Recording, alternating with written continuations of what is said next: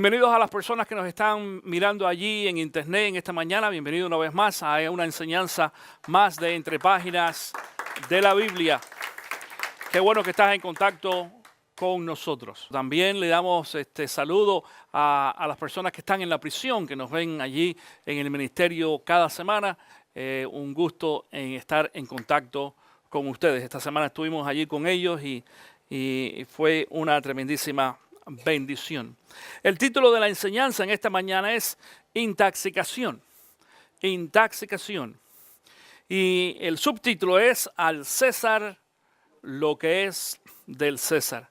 Alguien me preguntaba en esta mañana, pastor, yo creo que te equivocaste ahí, esa es intoxicación. Pero en realidad hoy no, hoy va a ser intoxicación. Pero vamos a empezar de todas maneras con una explicación sobre precisamente esta palabra de intoxicación, porque según el diccionario de la Real Academia Española dice que intoxicar significa tres cosas. Dice, número uno, infectar con tóxico, envenenar. El número dos dice imbuir, infundir en el ánimo de alguien algo moralmente nocivo. Lo voy a repetir, ese es el número dos. Imbuir, infundir en el ánimo de alguien algo moralmente nocivo, es decir, cuando una persona ha sido moralmente afectada o influenciada por algo, está también intoxicada. Y número tres dice, dar un exceso de información manipulada con el fin de crear un estado de opinión propio a ciertos fines. Estas son las tres significados de intoxicación, es decir, está la intoxicación física, está la intoxicación moral y está la intoxicación mental.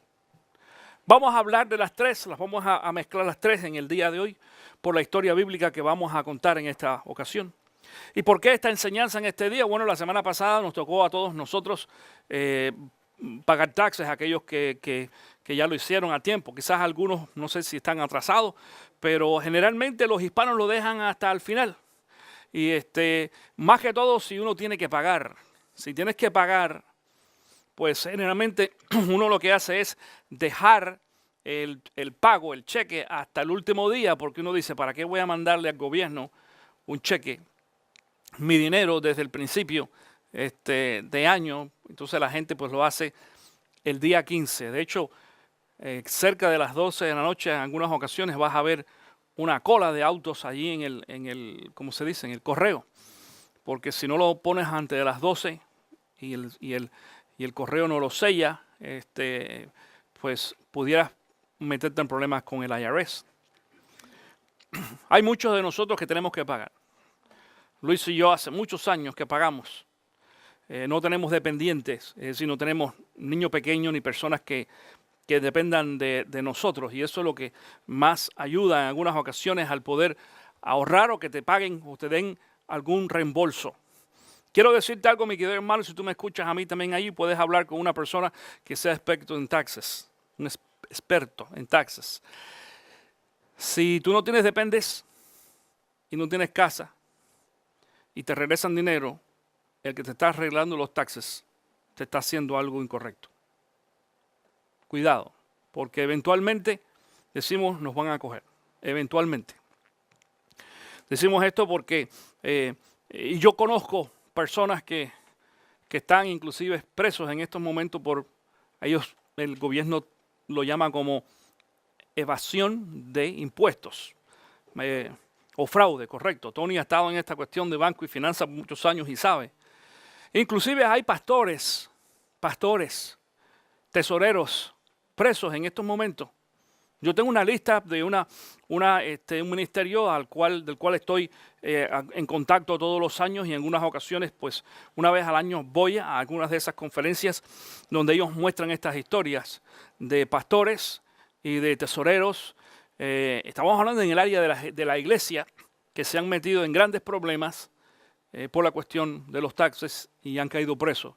Y no son necesariamente porque estén robando, porque no lo hicieron intencionalmente. Confiaron quizás en alguien más. Digo esto porque esta cuestión de los taxes, de los impuestos, es más complicado que lo que en algunas ocasiones pensamos. Y entonces llegamos a esto, a envenenarnos, a intoxicarnos. Por eso decimos hoy en esta mañana, el mensaje es intoxicación. Es decir, nos envenenamos o nos enfermamos referente a algo que tiene que ver con dinero. Este era el centro, este es el centro de la historia en esta mañana. Sin embargo, tú verás como vamos a ver algunas otras cosas que quizás tú no hayas pensado o hayas escuchado sobre esta enseñanza anteriormente que vamos a incluir. Porque en el libro de Marcos, que te invito a que busques allí, Marcos capítulo 12, comenzando en el versículo 13, Marcos 12, comenzando en el versículo 13, vamos a ver una historia bíblica donde Jesucristo habla sobre este tema. Y vamos a ver un grupo allí de personas que vino a preguntarles a Jesús acerca de si se debía o no pagar taxes. Esto es lo que dice entonces el texto bíblico en Marcos capítulo 12, comenzando en el versículo 13. Dice así: luego enviaron a Jesús algunos de los fariseos y los herodianos para tenderle una trampa con sus mismas palabras. Al llegar le dijeron: maestro, sabemos que eres un hombre íntegro. No te dejas influir por nadie porque no te fijas en las apariencias, sino que de verdad enseñas el camino de Dios. ¿Está permitido pagar impuestos al César o no? ¿Debemos pagar o no? Pero Jesús sabiendo que fingían, les replicó: ¿por qué me tienden trampas? Tráiganme una moneda romana para verla. Y llevaron la moneda y él les preguntó: ¿de quién son esta imagen y esta inscripción? Del César, contestaron. Denle pues al César lo que es del César y a Dios lo que es de Dios. Y se quedaron admirados de él. En este texto bíblico, yo quiero que sepas de que Jesucristo habla o enfoca algo mucho más profundo que simplemente el hecho de los taxes o del dinero. Porque esta gente vino a preguntarles a Jesús una pregunta específica, un tema específico, y el tema se refería con dinero, no era otra cosa. A ellos no les interesaba otra cosa, a ellos les interesaba: ¿qué tú crees sobre el dinero que se le está pagando al César? Pero Jesús aprovechó y entonces aumenta o hace mucho más amplia la enseñanza. Hay varias cosas que me llaman mucho la atención aquí en este texto bíblico. Número uno, Jesús aplica la misma técnica que aplica la mayoría de las veces en sus enseñanzas. Y es una técnica que aún yo también he aprendido, y muchas personas inclusive se molestan cuando yo trato de hacer lo mismo. No solamente yo, otras personas y maestros y pastores. Y es la de contestar a una pregunta con otra pregunta. Muchas personas no les gusta eso. ¿Por qué? Porque tú me has escuchado decir aquí anteriormente que generalmente la gente tiene problemas cuando hacen dos cosas. Cuando tienen que pensar y tienen que tomar decisiones. Esas son las dos cosas. Cuando nosotros como pastores y maestros tenemos que ayudar a la gente, o en algunas ocasiones decimos empujarlos un poquito a pensar y a tomar decisiones, ya hay problema. Es mucho más fácil generalmente cuando tú vienes a alguien y le haces una pregunta y tú lo que estás buscando es una respuesta específica, punto, y no tienes que pensar. Y te vas a dejar llevar por eso. Aunque en esta ocasión lo que trataban de hacer era tratar de coger a Jesús de atrás para adelante, porque si Jesús decía sí, le iban a decir algunas cosas, si decía no, también lo iban a criticar. Algo similar, ¿te acuerdas en aquella ocasión cuando le trajeron a aquella mujer a Jesús? Y la pregunta fue: mira, Señor, la encontramos infragante, con las manos en la masa, la apedreamos, y Jesús otra vez respondió con otra pregunta más. ¿Cuál fue? El que esté libre de pecado, tire la primera piedra. En realidad es una pregunta: ¿quién de ustedes está libre de pecado? Que tire la primera piedra. Así fue. Y bueno, esto es lo que pasa en esta ocasión. Jesús entonces responde con una pregunta y le dice a aquella gente: tráigame una moneda, porque estamos hablando de dinero. Tengan la moneda y vamos a ver qué es lo que pregunta, dice: ¿de quién es esta imagen? Ahora quiero decirte algo en esta ocasión. Porque este texto bíblico es mucho más profundo que lo que generalmente nosotros pensamos o analizamos así por encima. Mira, en este texto bíblico se nos muestra a nosotros el carácter pasivo de Cristo Jesús, el cual nosotros debemos aprender, poner en práctica en otras ocasiones. Y te digo, es el modelo que inclusive vemos en la Biblia de los líderes o hombres de Dios. Tú vas a ver lo que va a pasar.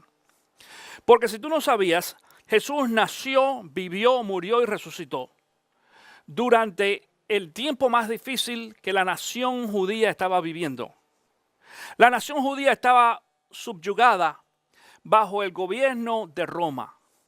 Por muchos años Roma había llegado allí a Jerusalén, había tomado control de aquel gobierno, de aquella gente, de aquella ciudad, de aquella nación en total. Y en esta ocasión los judíos simplemente le servían a los romanos. Punto. Nada más. Déjame decirte una cosa, los romanos no tomaron a Jerusalén ni a Israel en control por una votación como hacemos nosotros. No hubo tal cosa como votar o decidir hacer un censo en la ciudad, en el pueblo, a ver quién estaba de acuerdo o no de que los romanos fueran el gobierno que se instalara allí en Jerusalén. Eso no existió, no le dieron la oportunidad. Pero nos llama mucho la atención de que Jesucristo en ningún momento lo vemos haciendo ningún tipo de propaganda política en contra del gobierno de Roma. Bien interesante, ni una sola, no solamente Cristo, ni Pablo, ni a Silas, ni a Timoteo, ni al resto de los hombres de Dios que conocemos en la Biblia, en ningún momento hicieron absolutamente nada. Te digo esto porque déjame decirte algo. El gran problema que tenían los judíos en ese momento era de que ellos estaban dándole su dinero al César, a Roma, al gobierno que los estaba subyugando, al gobierno que los mantenía controlados en todos los sentidos. Y muchos de ellos quizás esperaban que Jesús dijera, con el carisma que tenía Jesús y la influencia que tenía social, era que Jesús en ese momento quizás creara un nuevo movimiento para luchar en contra de los romanos. Es más, había muchos creyentes que pensaban que Jesús iba a hacer exactamente eso. Porque la enseñanza bíblica nos enseña a nosotros que Jesús venía como el Mesías. Y el Mesías es rey de reyes. Y ese Mesías iba a tomar control, iba a tener poder, se iba a sentar, dice así la palabra, en la silla a dirigir, iba a estar inclusive dirigiendo desde el templo en Jerusalén. Va a suceder, eso es lo que va a suceder con Jesús, pero no en ese momento. Entonces, como los cristianos pensaban, estoy hablando de los cristianos, estos que están preguntando eran los fariseos, ya los cristianos entendían, los discípulos que andaban junto con Jesús todavía tenían algunas dudas porque de vez en cuando le preguntaban a Jesús algunas cosas, pero iban entendiendo el carácter diferente del ministerio de Jesús porque fue Jesús quien dijo, mi gobierno, ¿qué cosa? No es de este mundo. Mi gobierno no es de este mundo. Y si algo vemos nosotros, mi querido hermano, en la palabra, atención, si algo vemos en la palabra es de que en ningún momento ni Jesús, ni los discípulos, cuando hablo, no estoy hablando de apóstoles, discípulos eran seguidores de Jesús, no solamente los 12 apóstoles, sino los seguidores de Jesús, en ningún momento trataron de hacer nada por cambiar el gobierno que había sido instalado allí en Jerusalén. ¿Por qué? Porque la iglesia cristiana no enfoca toda su atención en el gobierno terrenal. Ahora, déjame decirte algo. Ellos tenían sus opiniones. Jesús tenía sus opiniones y en muchas ocasiones las expresaba. Estamos hablando de opiniones individuales. Por ejemplo, Jesús lo ibas a escuchar hablando sobre los fariseos y aquellos que se movían, que se codeaban entre judíos y romanos porque les convenía. Le decía, ustedes son un montón de víboras. Así le decía Jesús. Dice, también ustedes son sepulcros blanqueados. Es decir, Jesús expresaba su opinión. Pero no estaba inconforme, diríamos, por hacer algo o para hacer algo en contra del gobierno romano. Porque el enfoque de Jesús y de los discípulos no era el gobierno romano. Ni era el gobierno judío, hebreo, ni nada, ni el que está instalado hoy, para que tú sepas. El gobierno actualmente en Israel es un gobierno democrático. Es un gobierno inclusive que los líderes del gobierno actual en Israel reconocen, no a Jesús, pero a Jehová Dios. A Jehová sí, lo reconocen. Y lo adoran inclusive, pero no reconocen a Cristo Jesús.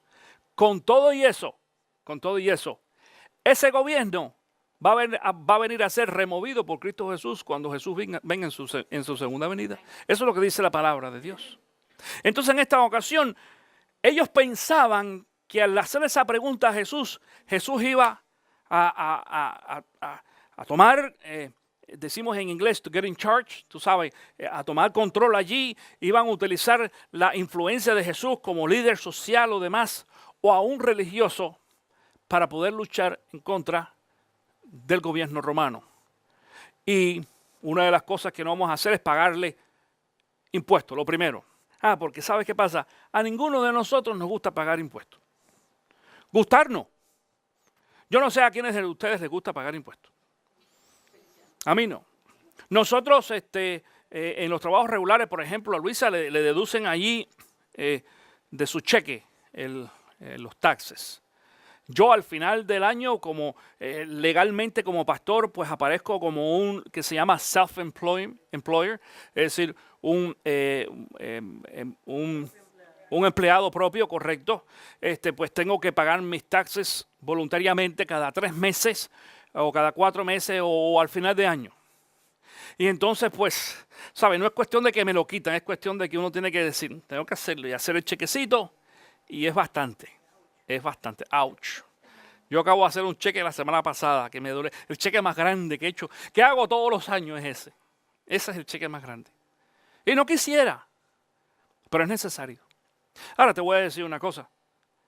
En muchas ocasiones pensamos que los taxes es como algo malo, como algo que para qué darle dinero al gobierno. De hecho, en muchas ocasiones hay algunas mentalidades, cuidado, aún en iglesias y aún alimentadas por algunos líderes religiosos acerca de la cuestión del impuesto o de sostener al gobierno. Hay diferentes opiniones basadas en diferentes puntos de vista y razones, pero ninguna de ellas es bíblica. Porque en esta ocasión Jesús dice, dale al César lo que es del César. Mira, si hubiera sido un problema o un pecado, Jesús hubiera sido enfático en decir, no, nosotros no tenemos por qué darle absolutamente nada al César. La pregunta es, bueno, ¿para qué se usa ese dinero? Porque equivocadamente muchas personas, sobre todo los hispanos, si tú no sabías, los hispanos piensan de que el gobierno tiene mucho dinero, y es cierto que tiene mucho dinero. Pero hay una equivocación, porque mucha gente dice, en los Estados Unidos más que todo, bueno, el gobierno tiene dinero y tiene ahí una fábrica para hacer dinero. Es cierto que lo tiene, pero eso no es de que cuando hay una emergencia, cuando no hay dinero, me voy allí, imprimo unos cuantos. Eso no funciona así. La gente piensa, yo no sé, esa ignorancia de cómo funciona eso. Para los que no saben, cada vez que este país tiene que imprimir billetes, se mete en tremenda deuda. Porque para poder hacer eso hay que dar algo a cambio. Y en Estados Unidos hay el sistema financiero funciona así. Hay un banco donde vas a ver los lingotes de oro así de este tamaño. Y cada vez que el país tiene que imprimir, para poder imprimir tiene que dar a cambio parte del tesoro de este país. Eso no es de que vamos a imprimir billetes y se acabó y darle a todo el mundo. No funciona así. El sistema financiero es mucho más complicado que lo que parece. Entonces, con el dinero tuyo y mío, se paga el sostenimiento del gobierno. Y te voy a decir algo. Yo como pastor aprendí un poquito más sobre eso aquí, precisamente en esta ciudad. Hace 6 años atrás, cuando nosotros, Luis y yo, vinimos a comenzar esta iglesia, como no teníamos apoyo financiero de nadie, ni de ninguna iglesia, ni denominación, empezamos totalmente independiente por nuestra cuenta. Yo lo que hice fue irme a buscar un trabajo secular. Y el trabajo secular que encontré en aquella ocasión fue en el condado, que pertenece al gobierno. Y yo trabajaba en el departamento de ingeniería. Y yo no soy ingeniero, pero tú sabes, Dios pone en algunos José aquí y allá, y a mí me puso allí. Y me dieron ese trabajo. Y fue muy bueno. Y ganaba muy buena plata y muy buenos beneficios. Pero eso no era lo mejor de todo. Lo mejor de todo fue de que en ese trabajo aprendí muchas cosas. Una de las cosas que aprendí fue lo caro y lo difícil que es poder sostener un gobierno local. Yo estaba encargado de salir y hacer algunas inspecciones de algunos lugares que pertenecen a la ciudad o al condado, que las personas, los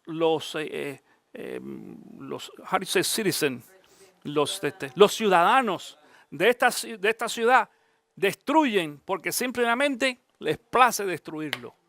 Simplemente así. Y había veces que yo iba y hacía un reporte y hacía todos los arreglos. Me tocaba hacer inclusive hasta los planos, porque yo, parte de mi trabajo era diseñar planos y dibujos y toda una serie de cosas para reparar algunos lugares, y se gastaba un dineral de plata. Pasaban 3, 4, 5 y 6 meses y los encontrábamos en la misma condición de hace un año atrás, porque había vandalismo y porque había una serie de cosas. Y a mí me molestaba mucho. Y yo sabía que ese dinero, porque eso cuesta plata, el material, pago a las personas, a los ingenieros, a otras gente más, costaba dinero para poder hacer todo aquello. Y ahí fue que yo entendí cómo era que el impuesto que nosotros pagamos se usa en parte para eso. La gente piensa que el impuesto es para pagar el salario de los políticos. No, no es así. Si tú no sabes, el salario de los políticos está garantizado de otros fondos apartes. El impuesto tuyo y mío sirve para tener las buenas carreteras que tenemos aquí. Aquellos de nosotros que venimos de países latinos, sabemos que qué sabroso es viajar de aquí a Miami o Atlanta, a otros lugares, y tú vas y te puedes dormir. Pero cuando tú vas a otros lugares, aquello es así. Uno brinca y brinca y brinca y brinca y brinca y brinca y brinca, y cuando llega las ruedas se le salen al carro porque las calles están llenas de huecos.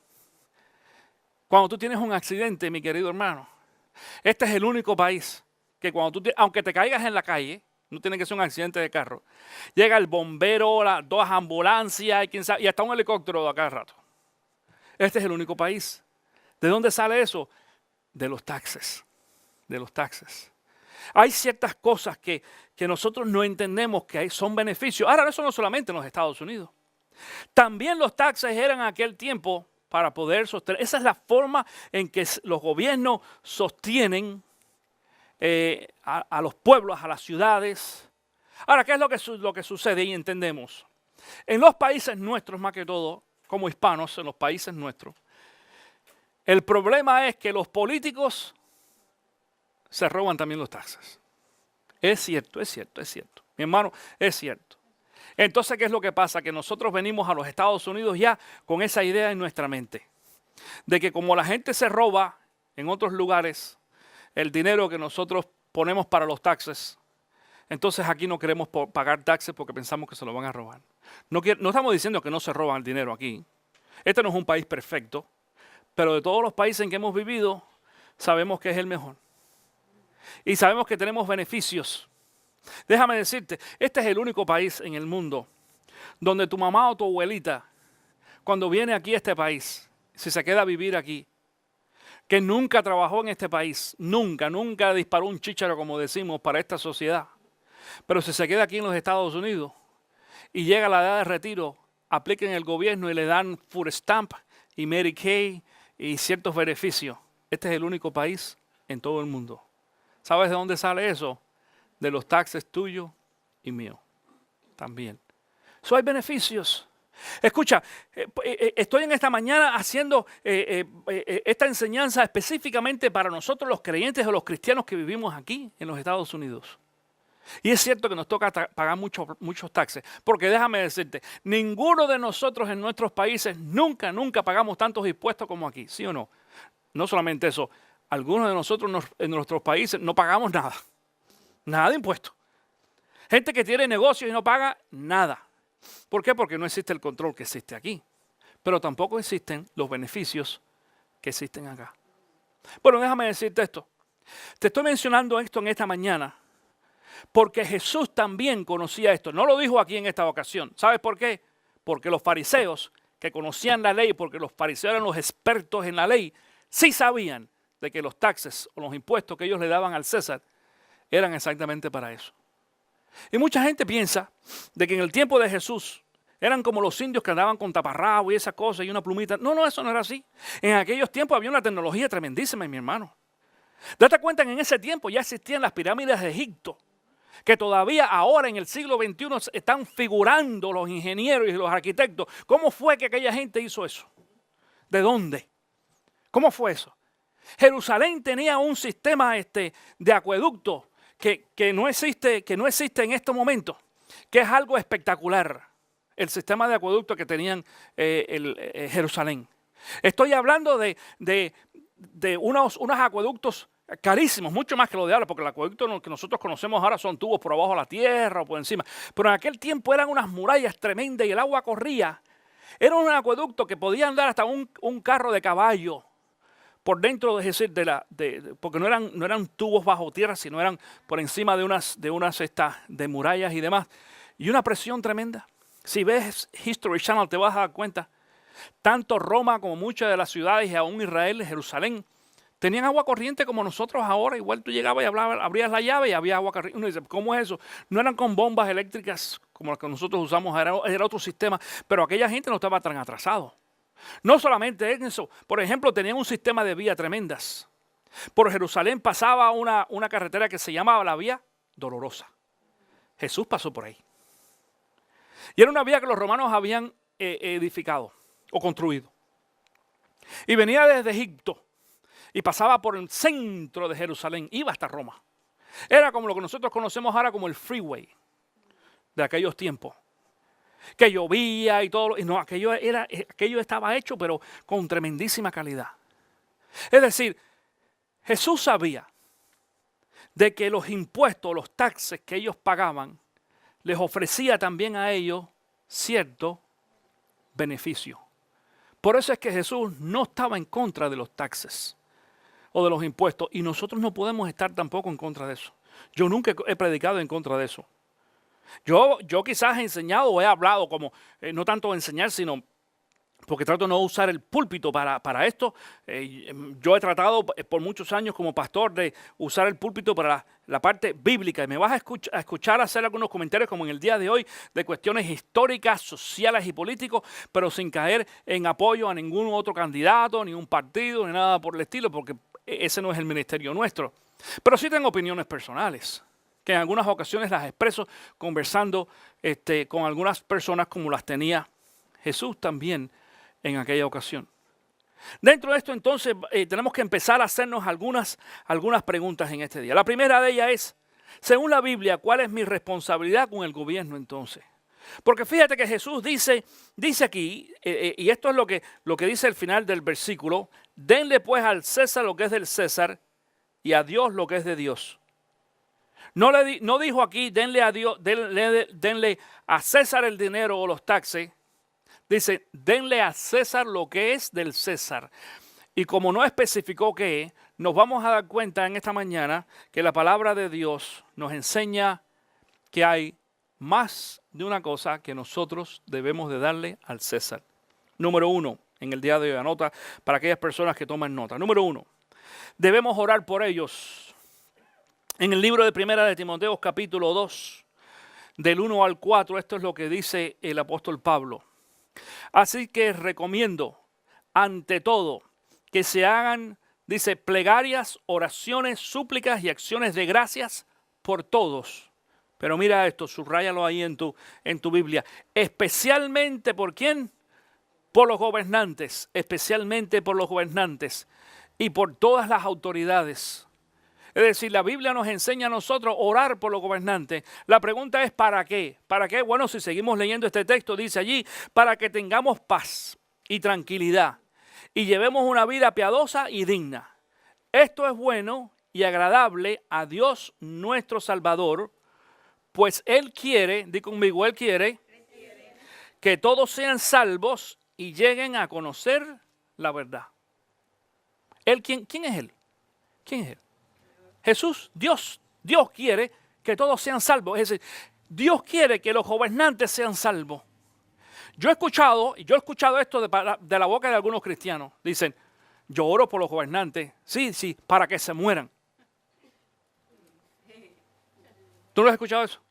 Bueno, ¿sabes qué? Si esa es tu oración, estás en contra de la voluntad de Dios. Porque la voluntad de Dios es que las personas o los gobernantes conozcan a Dios y se salven. Te voy a decir algo en esta mañana. Mi experiencia como cubano en mi país hace muchos años, yo recuerdo que mi pastor, que no era del gobierno, que no tenía ninguna afiliación política, que inclusive criticaba a aquellos pastores e iglesias que de alguna forma se identificaban con el gobierno. Inclusive en Cuba hubo una serie de pastores de varias denominaciones que llegaron a estar totalmente de acuerdo con el gobierno, aunque comprometieran en algunas ocasiones la palabra. Tristemente, mi pastor no era uno de esos. Sin embargo, siempre, yo recuerdo, cuando era muchacho lo recuerdo claramente cuando él decía, debemos de orar por nuestros gobernantes. No para que se mueran, para que Dios les dé a ellos sabiduría. Para que Dios los guíe y los use para lo que tienen que hacer. Pero mucho más que eso, para que se salven. Y yo sé que quizás alguno de ustedes en este día o alguien que me esté viendo allí en internet diga, yo no estoy de acuerdo. Pastor, yo no voy a orar esa oración. No, tú no tienes que orarla. Eso no es cuestión mía. Es decir, yo te estoy poniendo aquí, te estoy dando una enseñanza bíblica. Allá entre tú y Dios, lo que tú vas a hacer. Pero lo que la palabra dice es eso. Mira, déjame decirte. Nosotros en Cuba, como cristianos, hace muchos años, y yo vivo en este país hace 35 años. Yo me crié aquí casi. Pero recuerdo de muchacho vivir allí y ver lo que sucedía.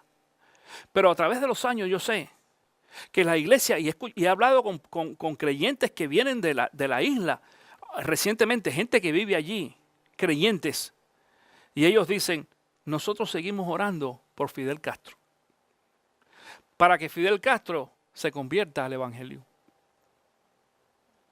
Es más, te voy a decir algo. Si Fidel Castro, porque esto lo sabemos, políticamente hablando, con la inteligencia que la gente reconoce, quizás algunos, sí, él lo es, sí lo es. Por eso ha estado ahí 50 años, más de 50 años. Sí lo es.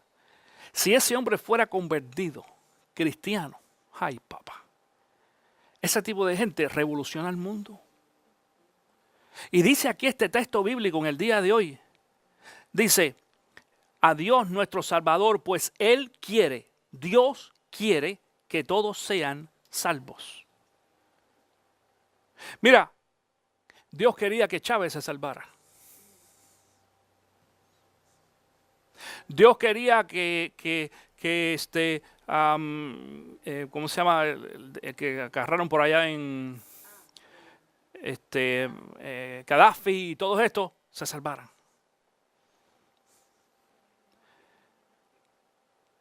Si ellos no quieren es otra cosa, pero Dios sí quiere.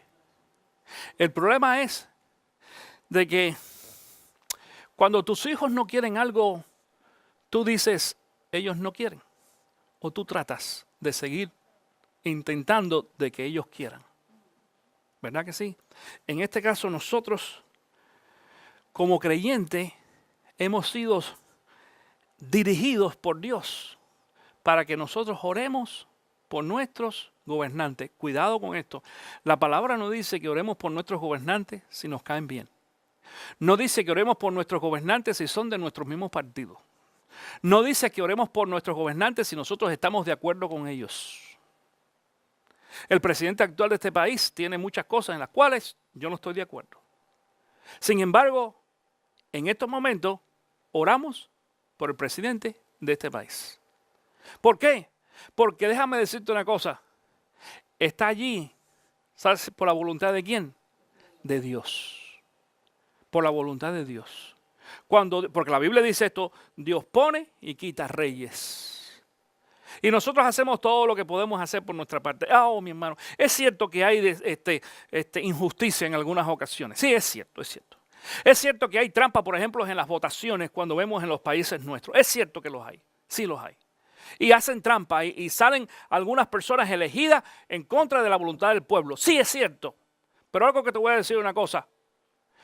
El hombre nunca jamás en la vida va a poder hacer nada que vaya por encima de la voluntad de Dios. Es decir, que si hubo trampa es porque Dios la permitió. Y la permitió con un propósito. Yo no sé cuál. No me preguntes, yo no sé cuál, yo quisiera saberlo. Y mucha gente quisiéramos saberlo, pero no lo sabemos. Es más, hay cosas que Dios hace que uno dice, tú no has leído un libro que escribió el doctor Dobson que se llama Cuando Dios no tiene sentido, o cuando las cosas que Dios hace no tienen sentido. Yo escuché al doctor Dobson hace poco hablando sobre ese libro y él me dijo, cuando yo escribí ese libro, eso es lo que yo entendía, dice, si yo lo tuviera que escribir de nuevo, le pondría cuando las cosas que Dios hace siempre tienen sentido. Aunque yo no la entienda. Porque hay muchas cosas que Dios hace que nosotros no entendemos. Lo que sí debemos de entender es de que la palabra nos dice aquí que nosotros debemos, ¿qué cosa? Orar por nuestros gobernantes. Y da una razón aquí para que tengamos paz y tranquilidad. Mira, es mejor orar por los gobernantes, aunque no nos gusten, para que haya paz, que luchar en contra de ellos. Porque en realidad, mi querido hermano, ¿qué tanta fuerza tenemos tú y yo en estos momentos en contra de un gobierno? Pudiéramos tener mucha fuerza cuando es un gran grupo, pero déjame decirte algo en este día, y tú lo sabes. Desafortunadamente, la mayoría de las personas, según pasa el tiempo, la gente se acomoda al gusto y la necesidad de ellos. Punto. Y después yo tengo mi problema resuelto, allá tú. Y mira, en todos los gobiernos pasa que tú veas a personas que están en contra del gobierno, pero si el gobierno se los echa en un bolsillo y le dan un beneficio, hacen así, dicen, yo no sabía nada, es así, y se van entonces del lado del gobierno. Porque ahora también, ¿sí o no? Claro que sí, pasa. Si yo estoy seguro que hay gente en tu familia que pasa. Pasó mi familia en mi país. En mi país, cuando yo salí de mi país, más de la mitad de mi familia estaba con el gobierno, pero aquello era tremendo. Y porque nosotros éramos cristianos y no estábamos de acuerdo con el gobierno, la familia, hubo personas en mi familia que nos rechazaron. Mira, yo me fui de mi país y no me despedí de la mayoría de mis primos. Porque mis tíos que estaban con el gobierno decían, no, ustedes son de una clase social diferente a la nuestra. Esa clase social ahora están desesperada para que le tiremos un cabo, una soga y lo podamos jalar para acá. Porque así pasa. Siempre sucede así. Mira, Jesús entendía esto. Por eso Jesús dice, mi gobierno no es de este mundo. No es así. Dice Jesús, la justicia mía no funciona así. Es diferente. Aprendemos a que debemos orar por nuestros gobernantes. Número 2. Debemos someternos a ellos. ¡Auch!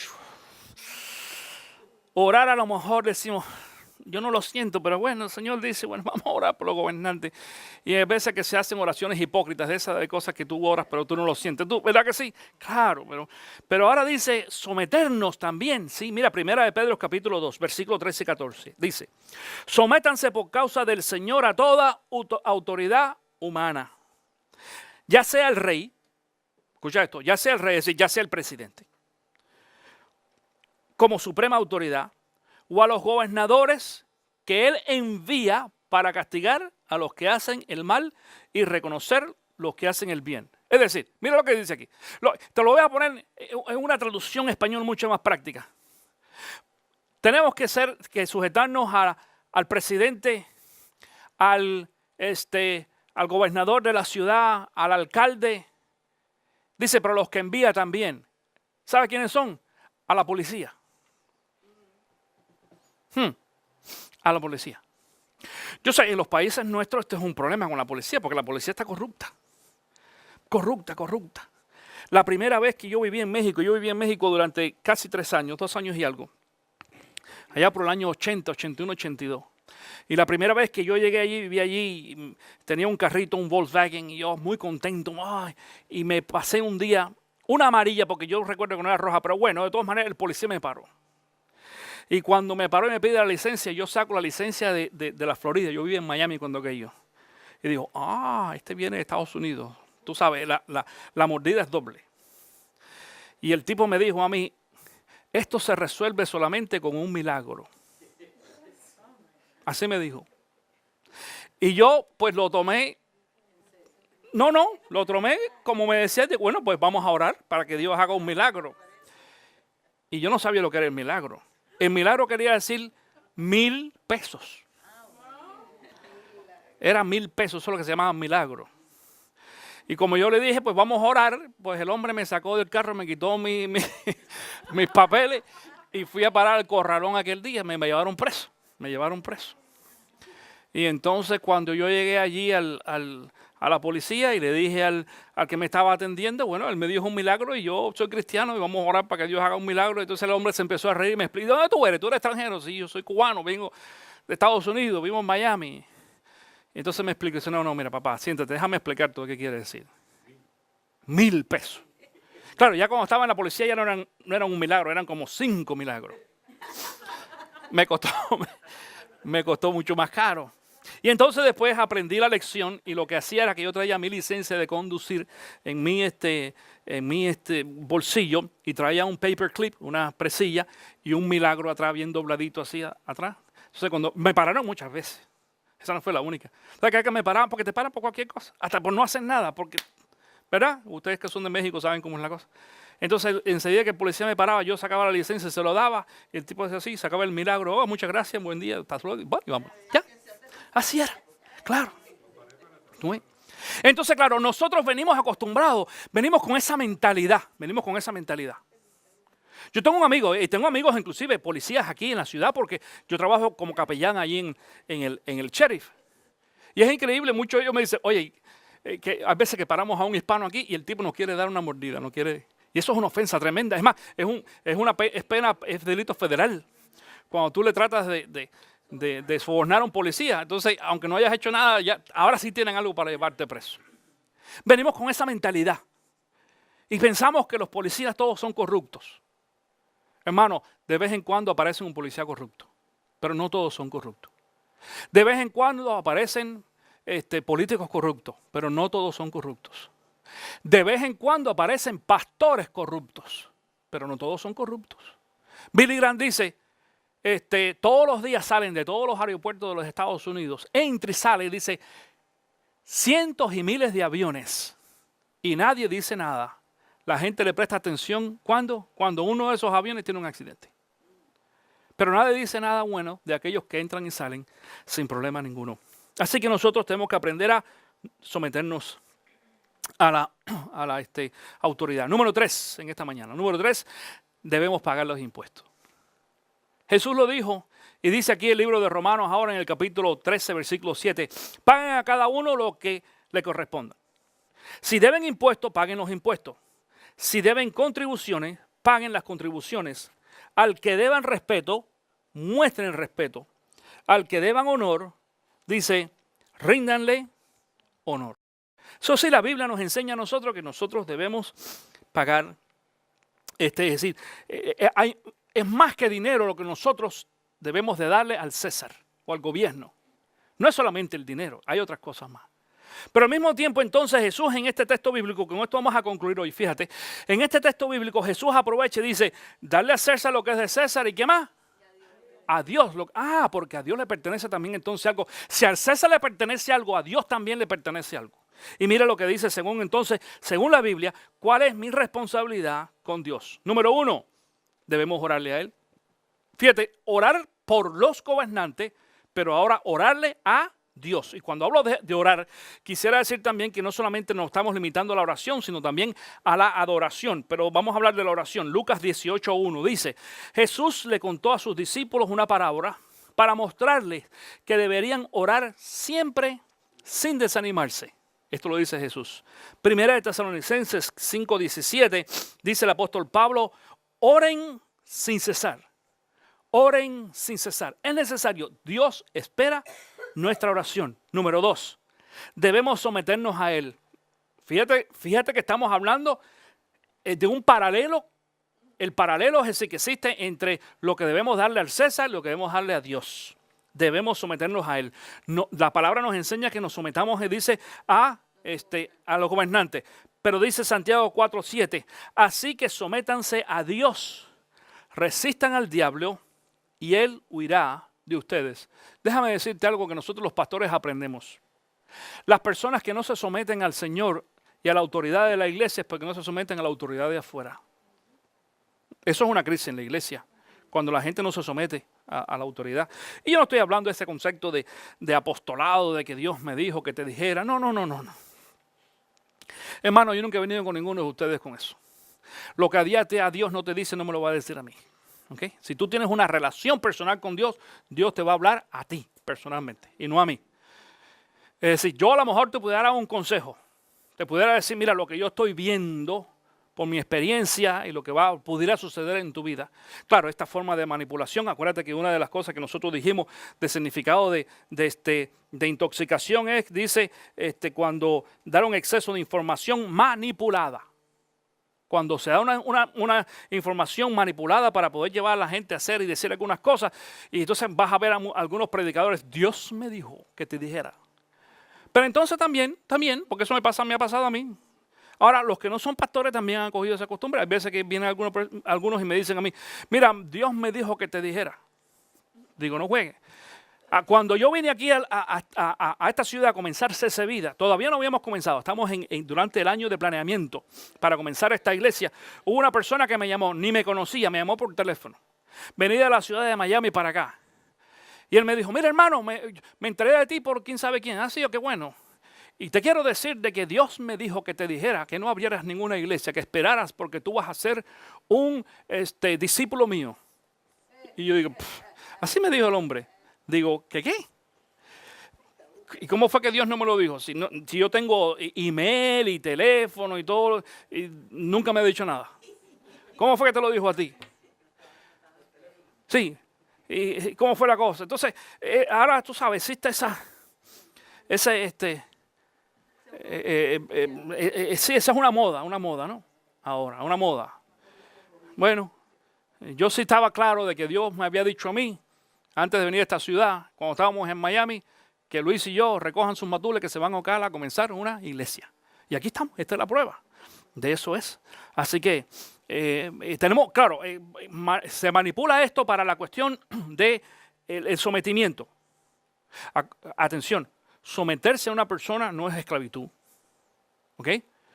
Y bajo el sometimiento, nosotros los líderes, igual que los políticos, tenemos que tener mucho cuidado de no abusar de las personas que están sometidas, que están bajo nuestra dirección. Pero cuando vemos de que hay personas que tienen problemas con el sometimiento en la parte eclesiástica, en la iglesia, en la vida espiritual, sabemos que esa persona tiene problemas también en la parte secular, social, en su trabajo, en su escuela, en otras cosas más. Y número 3 y último en esta mañana, la palabra nos enseña que debemos darle el diezmo al Señor. Debemos darle el diezmo. Malaquías 3:10 dice, traigan íntegro, di conmigo íntegro, el diezmo para los fondos del templo. Cuando hablamos de íntegro quiere decir todo, no le quites. Traigan íntegro el diezmo para los fondos del templo. En algunas versiones sale alfolí, que quiere decir templo o altar. Y así habrá alimento en mi casa. ¿En la casa de quién? La de Dios. No es la mía, porque aquí está hablando Dios. Dios dice, traigan el dinero, es decir, el diezmo, no es todo el dinero, es el diezmo, es el 10% de cada $1, 10 centavos, es muy poquito. Traigan eso a mi casa para que en mi casa haya alimento. Y la gente dice, ¿y qué alimento, pastor?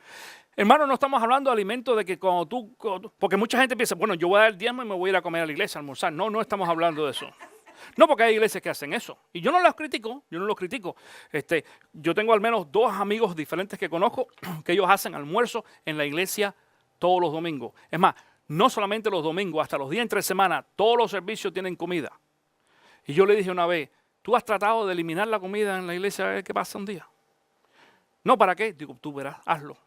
Te digo hazlo porque yo fui pastor en California de una iglesia que cuando yo llegué allí es la única iglesia que yo no he comenzado. Yo todas las demás iglesias he sido yo quien las fundé, incluyendo esta iglesia.